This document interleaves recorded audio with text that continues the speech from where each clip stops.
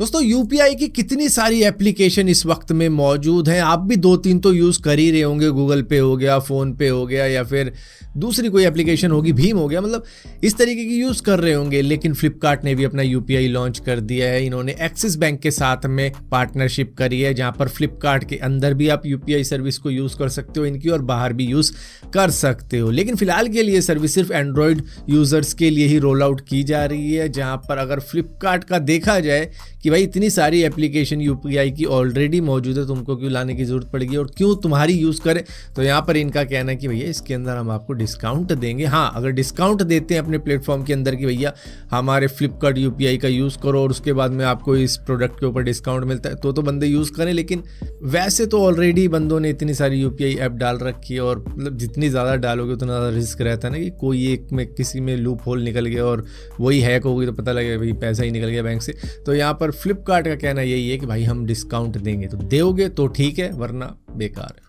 दोस्तों वैसे तो मैथ्स की प्रॉब्लम को हमें खुद ही सॉल्व करने में मज़ा आता है, क्योंकि वो जो सवाल होता है उसका जवाब अगर खुद से नहीं निकाला गया तो फिर क्या ही किया। लेकिन कई बार क्या होता है 3-4 ट्राई के बाद में भी जवाब नहीं निकल रहा होता, तो उसके लिए गूगल ने एक ऐप बनाई है जिसका नाम है फोटो मैथ, जो कि आपके मैथ्स के क्वेश्चन की बस आपको फोटो लेनी है और उसके बाद में ये स्टेप बाय स्टेप उसका सोल्यूशन दिखा देगा। इसके अंदर इक्वेशन, ट्रिग्नोमेट्री, कैलकुलस, मैट्रिक्स और ना जाने कितनी तरह की मैथ्स की प्रॉब्लम आप सॉल्व कर सकते हो। और इस टाइम तो खैर एग्जाम भी चल रहे हैं, तो ये आपकी काफ़ी ज़्यादा हेल्प कर सकता है। दोस्तों एक स्पेनिश आर्टिस्ट है जिनका नाम है एलिसिया फर्मिस, जो कि एक एआई जनरेटेड होलोग्राफिक पार्टनर के साथ में शादी करने जा रही है अभी कुछ ही दिनों में। ये आप देख सकते हो इस वीडियो के अंदर, ये एक साथ में खाना खा रहे हैं और बातचीत भी कर रहे हैं और वो जवाब भी दे रहा है। इसी के साथ साथ बाद में वो बर्तन भी धो रहा है, हालांकि वो रियल बर्तन नहीं धो रहा है, जिसमें खा रहा था वो खुद वही बर्तन वो धो रहा है। तो ये महिला को इतना ज़्यादा दिल लग गया है इस होलोग्राफिक पार्टनर के साथ में कि अब ये इसी से शादी करने वाली है। और ये बनाया गया है न्यूरल नेटवर्क के द्वारा, जिसके अंदर होता है क्या है कि एआई को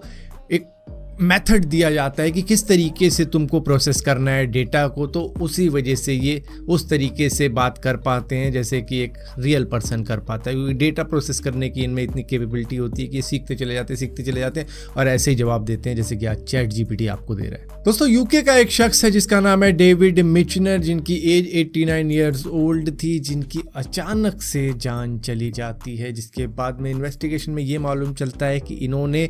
विटामिन डी की ओवरडोजिंग कर रखी थी। अब देखो विटामिन डी हर कोई लेता है, मतलब कुछ लेते होंगे कुछ नहीं लेते होंगे। जो लोग धूप में बैठते हैं तो भैया उनको तो ज़रूरत नहीं होती, लेकिन कुछ लोग जो कि महीनों महीनों तक धूप नहीं लेते हैं उनको ज़रूरत पड़ जाती है, तो वो ले लेते हैं, हफ्ते में 1 डोज ले लेते हैं, तो इस तरीके से लेते हैं। लेकिन ये डोजेस का चक्कर ये होता है कि एज के हिसाब से सबकी डोजेस अलग होती है कि भैया 1 से 10 साल के बच्चों की अलग, 10 से 20 की अलग, 20 से 30 की अलग, 30 से 40, 50, मतलब इस तरीके से ना सबकी कैटेगरी अलग अलग है, किसको कितनी डोज देनी है वो डॉक्टर तय करता है। वो कोई आप मतलब तय नहीं करने वाले कि भैया मैं खुद से ही तय कर लूँगा। तो ये क्या था, इन्होंने बस ऑनलाइन देख रखी थी कि भैया ये विटामिन डी की गोली है, इससे हड्डियाँ मजबूत होती हैं, ये होता है, तो इसके बाद में ये ले ली। ये इम्यूनिटी के भी बढ़ाती है, दरअसल विटामिन डी का काम बहुत सारा है क्योंकि वो करती काम इस तरीके से। ये इस चक्कर में विटामिन डी की ओवरडोजिंग कर रहे थे कि आज भी ले ली, कल भी ले ली, ये भी ले लिया, उस तरीके से कर रहे थे, जिसके बाद में जब इनकी डेथ हो गई तो मालूम चला इनके अंदर विटामिन डी की काफ़ी ज़्यादा मात्रा में ओवरडोजिंग हो रखी थी। दोस्तों अक्टूबर 2023 के वक्त में आंध्रा ट्रेन कोलिजन हुआ था, और यहाँ पर रीज़न ये बताया गया इन्वेस्टिगेशन के बाद में कि दरअसल जो ड्राइवर था और असिस्टेंट ड्राइवर था एक ट्रेन का, वो क्रिकेट मैच देख रहे थे, जिसके चलते उन्होंने सामने वाली ट्रेन को देखा ही नहीं और क्रिकेट में इतना ज़्यादा मगन थे कि इनका ध्यान नहीं था कि सामने से ट्रेन आ रही है। यहाँ पर रायगढ़ पैसेंजर ट्रेन और विशाखापट्टनम फालसा ट्रेन के बीच में ये टक्कर हुई थी, और यहाँ पर अब कहा यह जा रहा है कि अब से होगा ये कि हम सिस्टम को इस तरीके का बना देंगे कि अगर ड्राइवर, असिस्टेंट ड्राइवर ट्रेन पे से ध्यान हटाता है तो उसका डिटेक्शन साफ साफ पकड़ में आ जाएगा, जिसके बाद में उनको वार्न किया जाएगा कॉल करके कि भैया ट्रेन पे ध्यान दे लो, या फिर अलार्म बज जाएगा। तो बेसिकली ये एक सीसीटीवी इंस्टॉल करने की सोच रहे हैं, या फिर कुछ ऐसी टेक्निक इंस्टॉल करने की सोच रहे हैं जिससे कि सबका ध्यान ट्रेन को चलाने पे रहे, ना कि मोबाइल में लगा रहे। दोस्तों आपने मुन्ना भाई MBBS फिल्म तो देखी होगी, जिसके अंदर किस तरीके की मेडिकल ट्रेनिंग होती है, किस तरीके से सर्जरी की जाती है, वो सारी चीज़ें दिखाई गई थी उस फिल्म के अंदर, जहाँ पर रियल बॉडी के साथ में वो सारी चीज़ें कर रहे थे। लेकिन अब एक नया एरा आ चुका है मेडिकल ट्रेनिंग का, जिसके अंदर ऑगमेंटेड रियलिटी का भी यूज़ किया जाएगा। दरअसल MIT नैनो इमर्स लैब के अंदर अब इस तरीके की टेक्नोलॉजी बनाई जा रही है, जिससे कि अगर किसी को भी ट्रेनिंग दे रही है न्यूरो सर्जरी की, यानी कि ब्रेन सर्जरी की, तो वो अब ऑगमेंटेड रियलिटी के ऊपर भी कर सकते हैं। मतलब इसके लिए ऐसा तो है नहीं कि भैया कोई ब्रेन लाया जाए, किया जाए, तो इसके लिए अब एक पूरी ऑगमेंटेड रियलिटी वाली ही बॉडी तैयार कर दी जाएगी, और उसके साथ में ही जो भी ट्रेनिंग होगा